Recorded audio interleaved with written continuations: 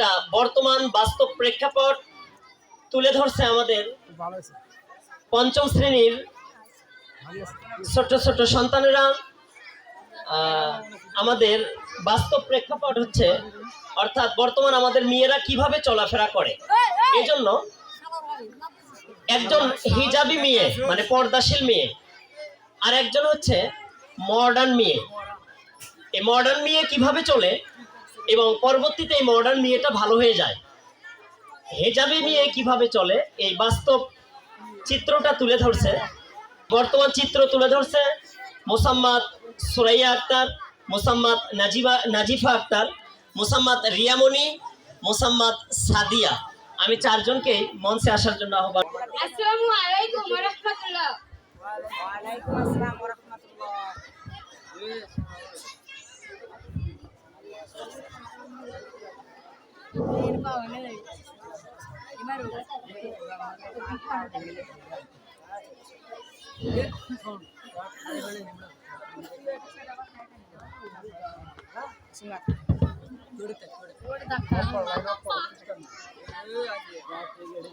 বাবা কারেন্টের তার আছে, মামা কারেন্টের লাইন আছে। এই তুই জানিস ওই পাড়াতে না ডান্সিং অনুষ্ঠান হচ্ছে, বড় বড় নায়ক নায়িকা আসবে, অনেক মজা হবে, তুই যাবি?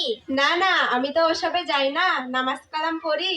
আরে চল না, একদিন গেলে কিছু হবে না। আচ্ছা তুই যেহেতু বলতেছিস তাহলে চল। আচ্ছা তাহলে চল। আসসালামু আলাইকুম ওয়া রাহমাতুল্লাহ। ওয়া আলাইকুম সালাম।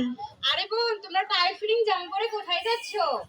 তুমি জানো না ওই পাড়াতে ডান্সিং অনুষ্ঠান হচ্ছে, বড় বড় নায়ক নায়িকা আসবে, অনেক মজা হবে। আস্তাগফিরুল্লাহ আস্তাগফিরুল্লাহ। আরে বোন, তোমরা একজন মুসলিম ঘরের সন্তান হয়ে একই কথা বলছো। তোমরা জানো না ইসলামের শরীয়তে এসব কিছু হারাম? আরে বাদ দাও তো তোমার হারাম টারাম, এখন আমাদের ইয়ং বয়স, এখন আমরা আনন্দ ফুর্তি করব, এখন করব না তো কখন করব? এই ওর কথা বাদ দে, চল তো। আচ্ছা তাহলে চল।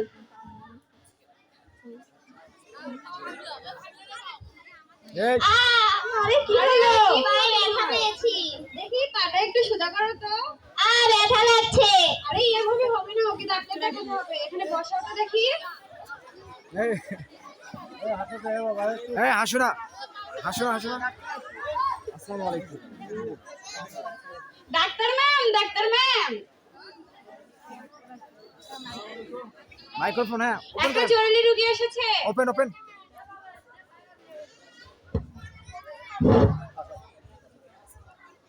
কার কি হয়েছে? দেখেন তো ওর পায়ে ব্যথা করছে, এই জায়গায়। কোথায়? এই জায়গায় দেখেন। হ্যাঁ হাসো কাছে। ব্যথা করছে। ধরুন তো, পায়ে ব্যথা করছে। আরে কিছু হবে না। ব্যথা করছে। আরে শুনুন, এর পায়ের যে কন্ডিশন, এটা তো আমার দ্বারা সম্ভব নয়। এর পা পুরোটাই কেটে ফেলতে হবে, একে মেডিকেলে নিয়ে যেতে হবে। কি বললেন? আমার পা কেটে ফেলতে হবে? আরে বোন, তুমি কেঁদো না, সবকিছু ঠিক হয়ে যাবে। কিন্তু কিভাবে? তোমাকে মেডিকেলে নিয়ে গেলে এসব কিছু ঠিক হয়ে যাবে। আচ্ছা, কিন্তু বোন আমি তো তোমার কাছে একটা ভুল করে ফেলেছি। কি ভুল? আমি তো তোমার কথা না শুনে ডান্সিং অনুষ্ঠানে যাচ্ছিলাম, এই জন্য হয়তো আমার পায়ে ভেঙে গেছে। আরে না, কোনো কিছু ভুল না। ইন্নাল্লাহা গফুরুর রহিম, আল্লাহ তাআলা নিশ্চয়ই ক্ষমাশীল, তোমাকে অবশ্যই ক্ষমা করবেন। কিভাবে ক্ষমা করবে আমাকে? তোমাকে তওবা করতে হবে। কিন্তু আমি তো তওবা জানি না। ঠিক আছে, আমি বলছি, তুমি আমার সঙ্গে সঙ্গে বলো। আচ্ছা ঠিক আছে, বলো। বলো তওবা তওবা। তাব্বা তাব্বা। আরে তাব্বা না, বলো তওবা তওবা। তাব্বা তাব্বা। আরে তাব্বা না, বলো তওবা তওবা। তওবা তওবা।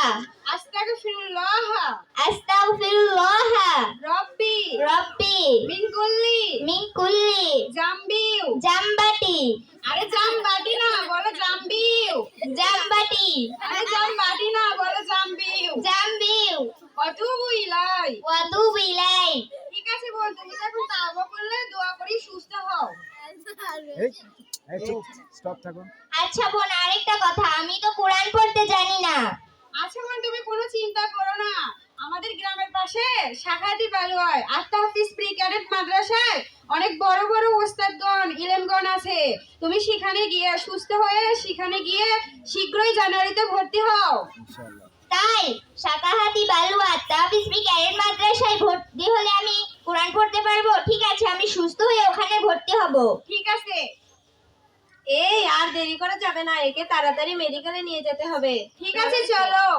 ডাক্তার ম্যাম, আমরা তো তেমন মেডিকেল হাসপাতাল চিনি না, আপনি যদি আমাদেরকে সাহায্য করতেন। ঠিক আছে, ওকে নিয়ে চলো। ঠিক আছে, চলো।